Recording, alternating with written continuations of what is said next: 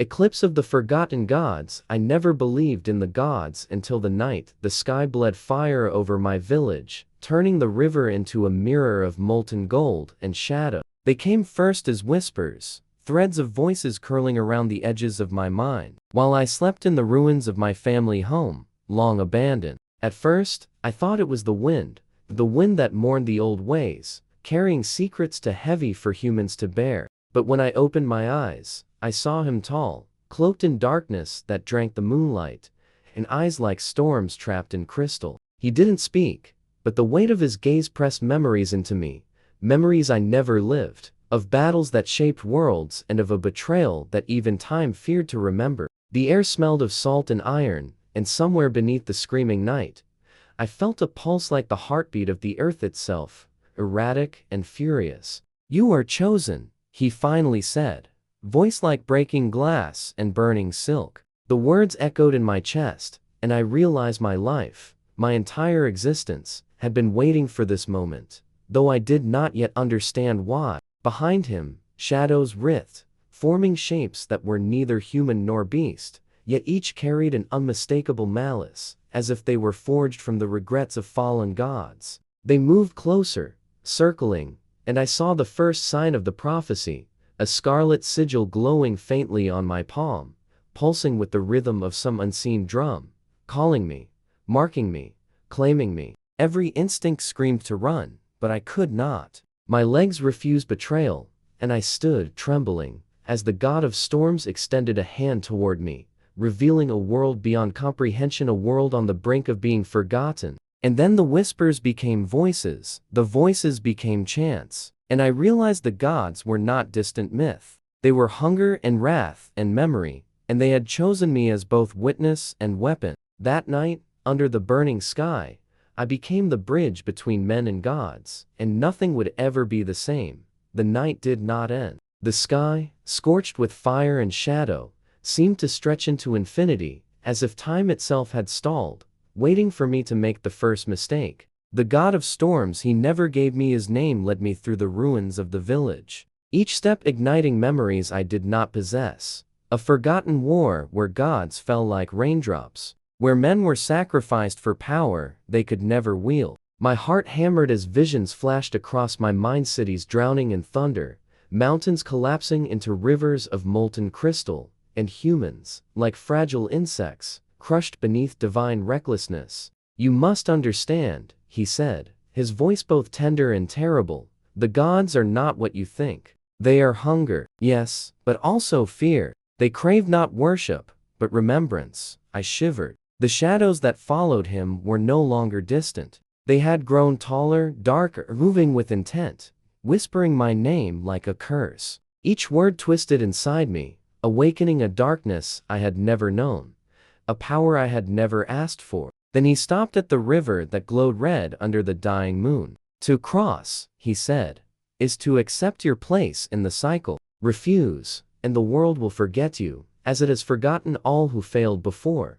I looked into the molten water and saw my reflection, not my face, but the face of someone who had lived countless lives, someone who had been betrayed, hunted, and reborn by the gods themselves. My palm itched, the scarlet sigil burning like a brand, and I understood. This was no longer about survival. It was about legacy, about carrying the memory of fallen realms in a world that refused to remember. With a trembling hand, I reached toward the river, and the moment I touched the molten surface, the shadows surged, screaming, and the first test began. Lightning tore the sky open, wind bent like steel around us, and I realized the god's choice was a knife, and I was its edge, sharpened on fear, forged in destiny, unstoppable, and alone. And in that instant, I understood the terrible truth. Once chosen, there was no turning back. Every step forward meant crossing deeper into a world where humans were pawns and gods were predators.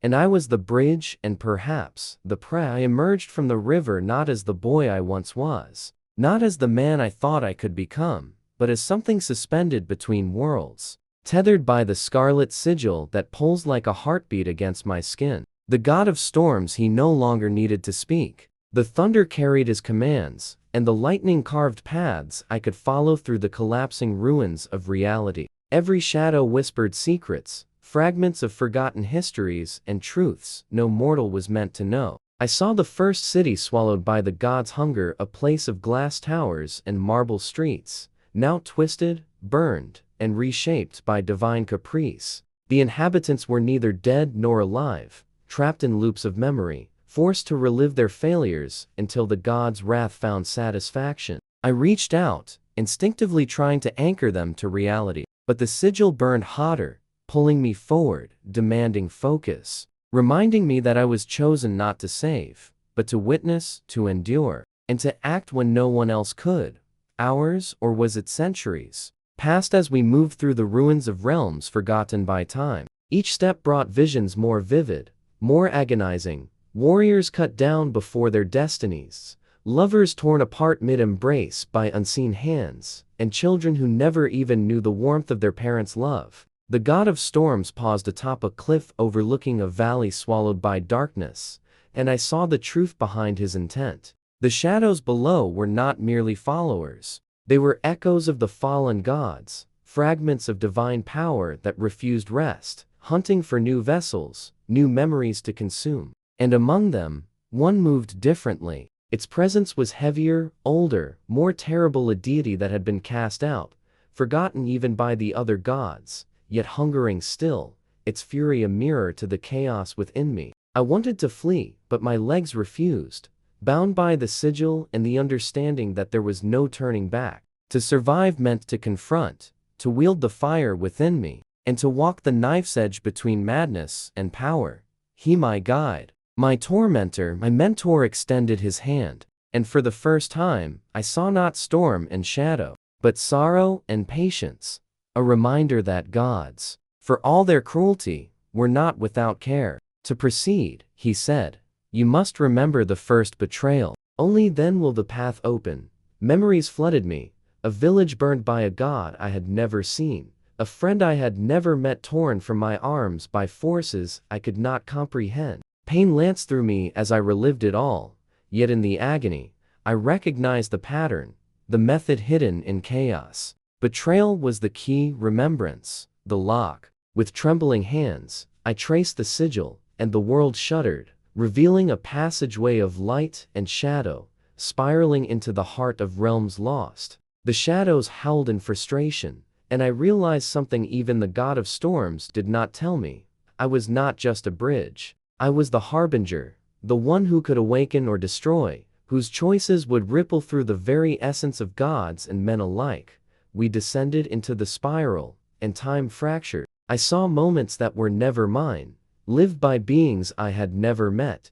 Yet the feelings, the fear, the love, the rage were mine as surely as my own heartbeat. And then, at the spiral's core, I saw her, a goddess, bound and broken, her essence bleeding into the shadows. She looked at me with eyes like dying stars, and I knew, without understanding how, that she was the reason I had been chosen, the reason the sigil burned, the reason the gods' whispers had haunted me. Do you see now? The god of storms asked, voice lost in the cacophony of creation unraveling. Your journey was never about survival. It was about awakening. And now, you must choose. Will you claim the power within, or will you let the gods devour all that remains? The spiral tightened around me. The shadows surged, the sky cracked open, and I felt the first stirrings of something primal, terrible, exhilarating.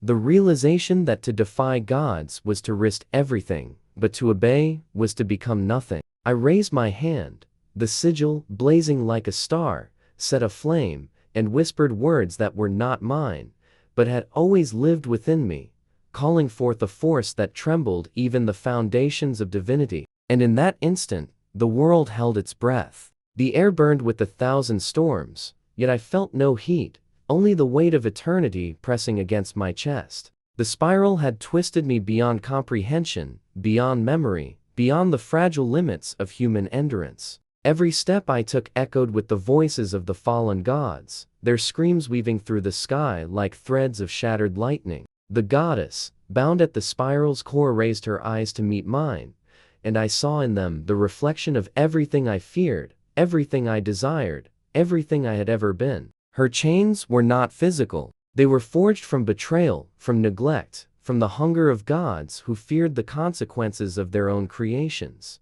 And yet, in that suffering, there was clarity. She was the heart of the forgotten realms, the axis upon which the balance of worlds had turned before collapsing into shadow. To free her or to destroy her was to tip the scale. To awaken or annihilate all that remained. The god of storms approached, his form flickering between mortal shape and elemental fury, and I felt his presence like a weight pressing down on my soul. "Do you understand now?" he asked, and even without speaking, I could hear the truth, that every choice I had made, every fear I had felt, every betrayal I had witnessed, had been a preparation for this moment. The sigil burned hotter, and I felt the pulse of countless realms within me, each beat a warning, each vibration a promise. I reached toward the goddess, and as my fingers brushed her essence, the shadows surged, forming shapes more terrifying than any I had imagined. Creatures born of regret and wrath, gods twisted by their own desire, and humans consumed by the echoes of their own failures. They lunged at me, and I realized the truth. The god of storms had withheld. To touch her was not merely to awaken her, it was to confront all that the gods had hidden, all that men had forgotten, all that could destroy or redeem the world. I screamed, not in fear, but in defiance, and the spiral responded, flaring with light and shadow, wind and fire, song and silence. I felt power unlike any mortal had ever known, a force that could reshape worlds, bend fate, and tear the heavens apart. Yet with every surge, I understood the cost. The line between control and destruction was thinner than a whisper, thinner than the heartbeat of a dying star. The goddess stirred, her chains unraveling, not with force, but with recognition, and I saw in her eyes a reflection of myself. The same hunger, the same fear, the same longing for meaning. In that moment, the boundaries of reality wavered. The shadows screamed, the sky shattered, and I realized that the gods themselves had been waiting not for me to choose, but for me to remember. Memories I had never lived flooded me, overwhelming my mind, the rise and fall of empires, the betrayals of friends and lovers, the laughter and tears of centuries that were not mine, but had been stored within me for this purpose. The sigil on my palm throbbed like a heart on fire, and I understood that every story, every soul, every whisper of the forgotten realms had converged upon this point. I could feel the threads of destiny entwined around my fingers, and I knew that to hesitate was to lose everything. The goddess raised her hand, and our powers touched, not with light or fire, but with understanding, a communion of all that had been and all that could be. The shadows faltered, the storms paused, and for a heartbeat, eternity held its breath. And then, the god of storms smiled not cruelly, not kindly, but with the weight of inevitability, and spoke a single word that shook the spiral to its core. Awaken. The word awaken reverberated through my bones, through the very marrow of existence, and I felt the sigil on my palm erupt into light, scorching the darkness that had clung to me since the first whisper of the gods. The spiral around us writhed like a living thing. Walls of shadow twisting into shapes I could not name, faces both human and monstrous, screaming with memories that were mine and not mine, blending into one impossible truth. The worlds of gods and men were threads of the same tapestry, now unraveling before me. The goddess lifted herself from the fractured core, her chains dissolving like mist, and I saw the full horror and beauty of her form, shapes and colors that no mortal mind could comprehend. Yet every heartbeat, every breath, every instinct screamed that she was life and death intertwined, the axis upon which forgotten realms turned. I reached toward her, and the sigil flared brighter, pulling power from me and through me, through the forgotten cities, the lost civilizations, the memories of every soul ever touched or discarded by gods. The shadows reacted violently, shapes forming into beasts of impossible size and fury, eyes glowing with the fire of betrayal. Yet the goddess did not recoil. Instead, she met my hand with hers, and I felt something ancient, something more terrifying than death or oblivion. Understanding. In that moment, I understood why I had been chosen, not to wield power, not to be weapon, not to be bridge, but to remember. To remember the betrayals of gods and men alike, to carry the weight of forgotten realms, and to decide whether memory would save or destroy.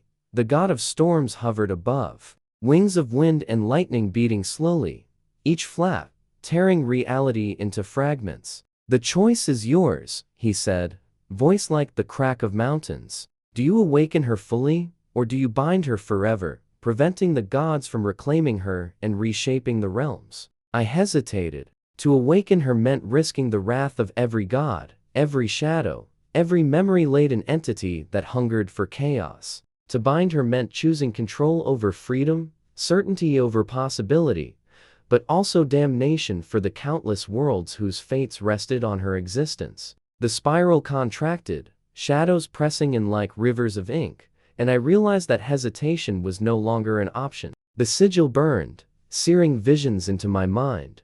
The fall of empires, the laughter of children who never lived, the tears of gods who had lost everything they once loved. Each image pierced me, shaping me, defining me. And then, she spoke, not in words, but in a vibration I felt in my bones, resonating with the sigil, a voice of memory, of sorrow, of power. "Do you remember?" she asked. And I did. Every betrayal, every loss, every fragment of forgotten time, every god who had taken what was not theirs, every mortal who had turned away, forgotten, or succumbed, every whispered promise broken. I did, and the spiral reacted. Walls of shadow tore open, revealing the realms beyond realms, infinite worlds where gods played and men suffered, and the boundaries between life and death blurred like watercolors in a storm.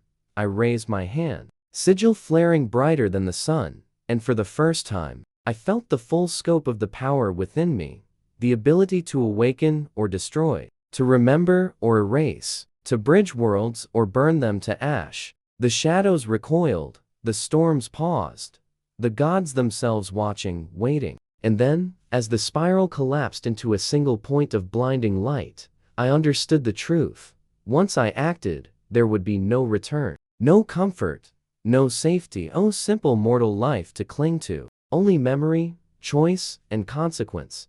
I stepped forward, touching her essence fully, and the world shattered and remade itself in the blink of an eye. Pain and beauty collided, stars and shadows danced, and I felt 1,000 lives, past and future, converge in a single, perfect heartbeat. The goddess opened her eyes fully, and in them I saw hope, fear, rage, and sorrow all intertwined, all mine. And I realized then that the forgotten realms were not just lost worlds. They were waiting for someone to remember, someone to awaken them, someone to carry the weight of gods and men alike. And that someone was me. When I fully touched her essence, the world exploded, not with sound, but with a resonance so deep that it felt like the pulse of creation itself. I stumbled backward, the sigil on my palm screaming, burning through the layers of my consciousness. Shadows fled in every direction, scattering like shattered glass, yet they were not gone. They had multiplied,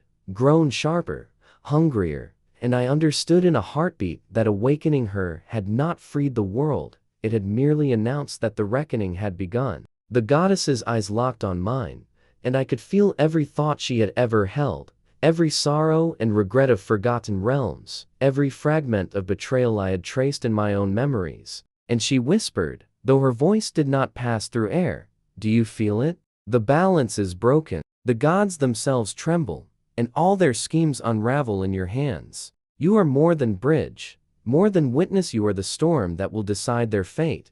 I did feel it. The power thrummed through me like a living thing, a presence older than the mountains, older than the stars, older than any mortal life. I could see the layers of reality now, the human, the divine, the shadowed, and the forgotten, all intersecting like threads in a tapestry stretched across eternity. And yet, with clarity, I felt the cost. The more I drew her essence into myself, the more I became unmoored from the world I had known, my own humanity slipping like sand through my fingers. Each heartbeat threatened to tear me apart as memories I had never lived collided with those I had. Each one screaming, pleading, demanding. And I realized that the sigil was no longer just a mark, it was a guide, a tether, and a warning. Suddenly, the ground beneath us trembled. The spiral we had climbed now stretched upward, connecting the heavens and the underworld in a lattice of energy. From its core, a voice rose, a chorus of the fallen gods, bitter and furious, chanting in a language older than time itself. They did not speak to me directly. Rather, they spoke to the world, shaping the air, bending light and shadow, calling forth armies of their creations. Beasts of stone and flame, of shadow and bone, crawled from the fractured realms, some familiar in shape, others so alien that the mind struggled to comprehend them. The goddess's chains, now melted away, seemed to pulse with her own energy, a counterforce against the tide of divine wrath. She extended a hand toward me, and a bridge of light formed, spanning the chaos, stabilizing the fractures, giving me the first moment of clarity since the awakening. But clarity was dangerous. In that instant, I saw the scale of the struggle ahead. Entire realms on the brink of collapse. Civilizations suspended in loops of despair. Gods on the verge of extinction or rebirth. And all of it intertwined with my own fate. The storm god hovered above, his presence a mixture of approval and caution. "Do you understand now?" he asked. "This is no longer a path of choice, but a battlefield of consequence. Every action will ripple across realms. Every thought will birth worlds or destroy them. And you, child of forgotten memory, stand at the axis." I did understand. And yet, understanding offered no comfort. The shadows surged again, converging into a single form, darker, larger, and more terrible than anything I had faced. Its eyes were voids that reflected my deepest fears, its mouth a cavernous maw, whispering the names of everyone I had ever loved, lost, or betrayed. I wanted to run, yet my feet were rooted by the sigil's pull and the goddess's gaze. She did not fear it. Instead, she smiled a sad, knowing smile and said, "It seeks to test you, to see if you are worthy to wield what you now carry. You cannot flee, you can only face it and survive, or fail and let all realms fall."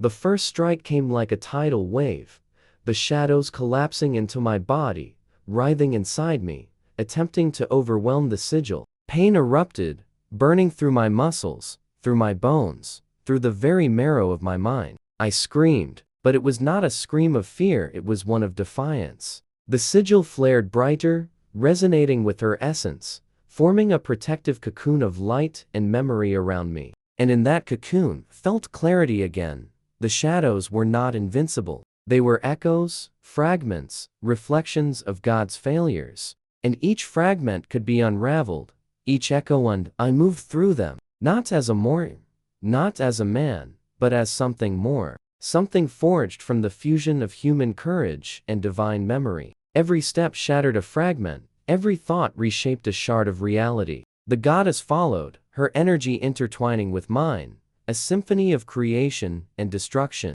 And yet, as we advanced, I realized something terrifying. This was only the beginning. The gods had sent their fragments, their tests, but the real confrontation, one that would decide the fate of forgotten realms, the mortal world, and even the gods themselves had yet to come.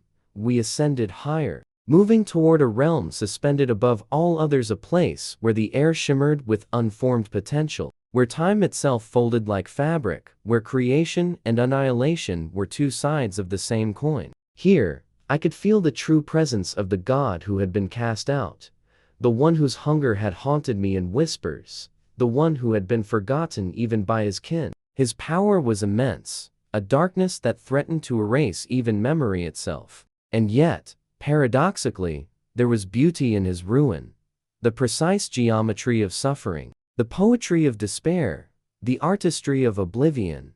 And then he spoke, not through sound, but through the very fabric of thought. "Child of memories not your own, you wield what should never have been given to mortals. Do you understand the burden you carry? Do you understand the worlds that will bleed for your choices? Do you understand what it means to awaken her?" I did understand, and I did not care. The sigil flared, the goddess's energy surged. And together, we met his assault not with weapons, not with armies, but with the pure force of remembrance. The sum of all forgotten histories, the pain and hope of every soul discarded by gods and men alike. The clash tore reality apart. Stars blinked out, shadows screamed, and I could feel my very mind stretching across realms, touching lives, deaths, betrayals, victories, and moments of love that had never been remembered. Hours or centuries passed, I could not tell. The battlefield of memory expanded, a kaleidoscope of time, space, and emotion, and I realized that to hesitate was to fail. Every fragment of hesitation birthed a new shadow.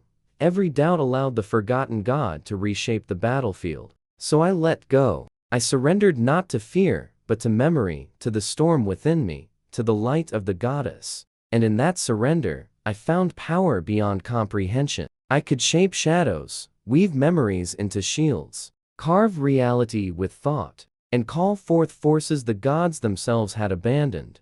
The god recoiled, surprised, for even he had not anticipated the fusion of human will and divine remembrance. And for the first time, I felt not fear, not doubt, not hesitation, but absolute clarity. The worlds could be saved. The forgotten realms could awaken fully. The gods could be challenged, and humanity, perhaps, could reclaim a fragment of its own destiny. But there was one cost. Every victory demanded a sacrifice, and I knew mine would be immense. I felt pieces of myself fracture with each strike, memories dissolving, emotions fading, until I was no longer simply human or divine, but something else entirely, something forged from loss, from courage, from the fire of worlds remembered. And as the shadow hurled itself at me one final time, I raised my hand, the sigil blazing like a supernova, and the goddess extended her essence into mine, and together, we struck. The explosion was not destruction, annihilation, but transformation. Shadows unraveled, memories stabilized, and the god's essence dissipated into threads of forgotten light, returning to the weave of creation. I stood amidst silence, trembling, exhausted, yet alive. The spiral had collapsed, the realms were intact, and the goddess looked at me, her eyes reflecting both sorrow and hope. "You have done what few could," she whispered. "You have remembered, you have awakened, and you have survived. But this is not the end. Remember, child of memory, the gods will return, the shadows will linger, and the worlds will continue to demand sacrifice. You have chosen to bear the weight, and now, you carry it for all time." And as I looked across the newly formed horizon of the awakened realms, I understood the truth. The story was far from over. The gods had been challenged, but their whispers had not ceased. The shadows had been shattered, but their echoes remained. And I, tethered to memory and power, would walk the knife's edge of creation forever, a harbinger, a witness, and perhaps the last hope of all forgotten realms. The calm did not last. Even as I stood amid the ruins of the collapsed spiral, the freshly awakened realms, quivering with the echoes of transformation, I could feel it, the subtle tremor beneath reality, the pulse of something ancient, stirring in places that should have remained dead. The goddess beside me, radiant and terrifying in her reclaimed essence, touched my shoulder, and the connection sent a shiver through me. "They are coming," she whispered, her voice a blend of sorrow and urgency. "The gods who remain are watching. They will not forgive. They will not forget. And they will test you again." I had thought the battle in the spiral was the climax, that the awakening of the forgotten realms was the ultimate challenge. I had been wrong. Already, the air rippled with tension, like the surface of a lake disturbed by invisible hands. Shadows stirred, deeper, older, and faster than anything I had encountered before, weaving between the realms like threads of smoke. And then I saw them, emissaries of the remaining gods, beings of pure will and wrath, stepping through fractures in reality as if the rules of time and space did not apply to them. Their forms shifted constantly, alternating between beauty and terror, human and divine, mortal and monstrous. Each carried a presence that pressed against the very marrow of my bones, a weight of authority and expectation that made my heart race. The goddess turned to me, her eyes scanning the horizon. "You must lead," she said. "Your power has awakened hope, but it has also awakened their anger. The realms will follow you, not because they must, but because you carry memory and choice where others carry fear." I felt the truth of her words ripple through me. The sigil on my palm pulsed violently, as if it understood the stakes more clearly than I did. The memories of the fallen realms, of every betrayal and every sorrow, burned within me, a reservoir of force I had only begun to comprehend. But with that force came responsibility and doubt. Could I truly guide the realms, the mortals, and even the gods themselves toward a future that was not dominated by fear, manipulation, or oblivion? The first emissary approached, a being of light and shadow intertwined, whose eyes contained galaxies that had never been charted by mortal minds. It spoke, not in words, but in vibration, a resonance that penetrated my chest and made my own heartbeat falter. "Child of memory, you wield power not granted. You have reshaped the forgotten realms, yet you remain a mortal tethered to fragile understanding. Will you relinquish what you have stolen, or will you claim dominion over all that is left?" I clenched my fist, feeling the sigil flare in response. I had no intention of relinquishing anything. The realms had been waiting, the goddess had been waiting, and I had been waiting, though I had never understood why. "I claim nothing from fear," I whispered, my voice carrying a weight it had never borne before. "I willed only what is remembered, what is awakened, what must survive." The emissary recoiled, not with pain, but with fascination. Its form quivered like a disturbed starfield, and then it attacked not with violence, but with intent, bending the very flow of memory and time toward destruction. I countered instinctively, weaving strands of recalled sorrow, hope, and rage into shields and blades of light. Each movement reshaped reality around me, each thought a strike against the tide of divine authority. The realms responded. Cities of the forgotten rose from the ashes, forests healed, rivers unpoisoned themselves. The mortals, previously suspended in loops of despair, began to act, to move, to remember. And with every act of remembering, my power grew. I was no longer merely a bridge. I was a conductor of creation itself, the pulse of the awakened world, the embodiment of consequences both human and divine.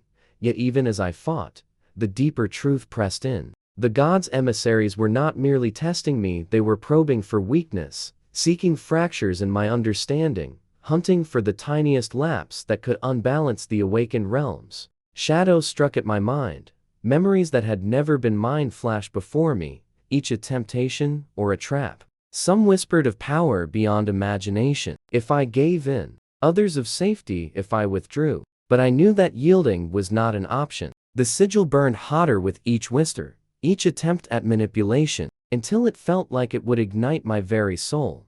The goddess moved beside me, her essence entwining with mine in ways both terrifying and comforting. "Do you see now?" she asked. "They cannot understand what you are. You are forged from human memory and divine awakening. You are something beyond their control. And that terrifies it." I nodded, feeling a flicker of confidence amid the chaos. And yet, the flicker was small, fragile. The battle had only begun. The first emissary struck again, fracturing the air around me, sending shards of temporal distortion into my mind. I felt centuries collapse and expand in a single heartbeat, lives born and lost in moments. Pain, joy, betrayal, and triumph collided in a storm of sensation that threatened to break me. But I clung to the sigil and to the goddess's presence, letting memory and purpose guide my actions. Hours or lifetimes passed in that battle, yet time was meaningless. I struck and remembered and struck, shaping reality and countering every move with instinct honed by centuries of borrowed memories. And slowly, inexorably, I began to see the pattern.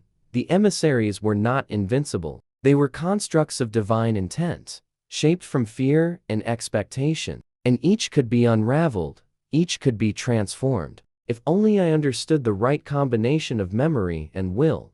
I reached into the depths of the sigil, into the memory of forgotten realms, and pulled forth a force both primal and refined, the first sparks of creation unclaimed by gods. the echoes of civilizations that had risen and fallen in silence. I channeled them into a strike, not of violence, but of revelation. The emissary faltered, staggering under the weight of truth and remembrance. It screamed not a sound of anger, but of realization, and I felt the resonance ripple across all realms. Cities shook, rivers glowed with remembered light, forests hummed with life, and the mortals, seeing the manifestation of memory and choice, began to act in harmony with the awakened realms. The battle was far from over, but the tide had shifted. The emissaries regrouped, their forms flickering, their intentions shifting. They were beginning to understand, perhaps for the first time, that the power I wielded was not theirs to command,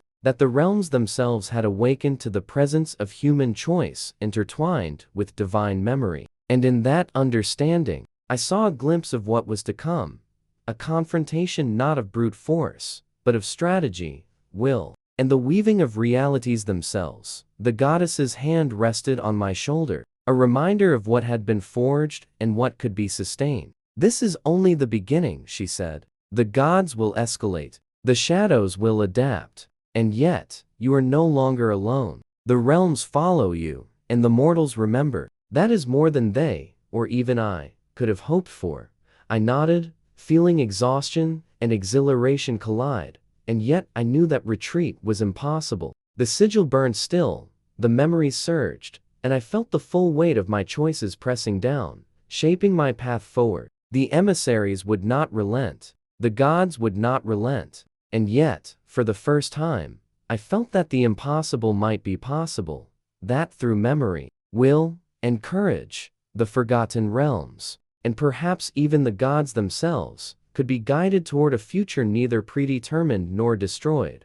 The horizon stretched before me, fractured but alive, teeming with possibilities. I tightened my fists, feeling the resonance of the sigil, and I stepped forward, ready to face whatever the gods and shadows would throw at me next. The battle for the awakened realms was only beginning, and I would not falter, not now, not ever, for I carried memory, I carried choice, and I carried the weight of worlds waiting to be remembered.